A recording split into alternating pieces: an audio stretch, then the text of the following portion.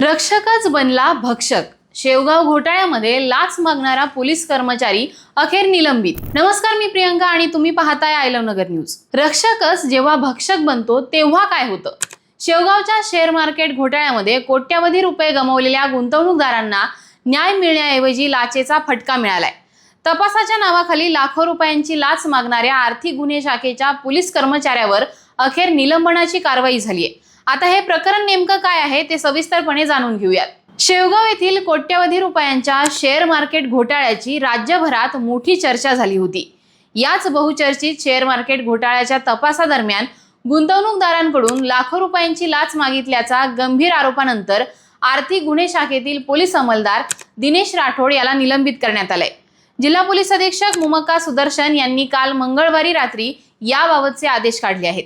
या कारवाईमुळे जिल्हा पोलीस दलामध्ये खळबळ उडाली असून आर्थिक गुन्ह्यांच्या तपासाच्या पारदर्शकतेवरही प्रश्नचिन्ह निर्माण झालंय। शेवगावमधील या शेअर मार्केट घोटाळ्यामध्ये जादा परताव्याचा आमिष दाखवून अनेक गुंतवणूकदारांची फसवणूक झाल्याचा आरोप असून या प्रकरणामध्ये शेवगाव पोलीस ठाण्यामध्ये अनेक गुन्हे दाखल आहेत।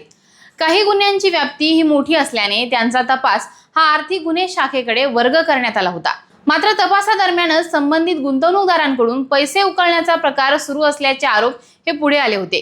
गुंतवणूकदारांच्या म्हणण्यानुसार पोलीस अंमलदार दिनेश राठोड याने वारंवार व्हॉट्सअप कॉल करून त्यांच्याशी संपर्क साधला।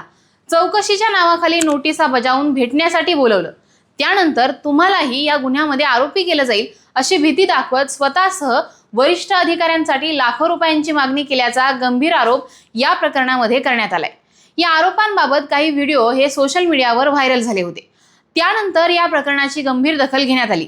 संबंधित गुंतवणूकदारांनी पोलीस अधीक्षकांकडे लेखी तक्रार दाखल केली होती। त्यानंतर अपर पोलीस अधीक्षकांकडून या तक्रारीची चौकशी करण्यात आली। या चौकशी अहवालामध्ये हे आरोप गांभीर्याने घेण्याजोगे असल्याचं निदर्शनास आल्यानंतर पोलीस अधीक्षक मुमक्का सुदर्शन यांनी दिनेश राठोड याला निलंबित करण्याचा निर्णय घेतलाय। अहिल्यानगर जिल्ह्यामध्ये अलीकडील काळामध्ये आर्थिक फसवणुकीच्या अनेक मोठ्या घटना या उघडकीस आल्या आहेत। त्यांचा तपास हा आर्थिक गुन्हे शाखेकडे आहे। अशा परिस्थितीमध्ये गुंतवणूकदारांना न्याय मिळवून देण्याऐवजी त्यांच्याकडून पोलीसच पैशांची मागणी करत असल्याने आर्थिक गुन्हे शाखेच्या विश्वासार्हतेवर परिणाम झाल्याची भावना व्यक्त होत आहे।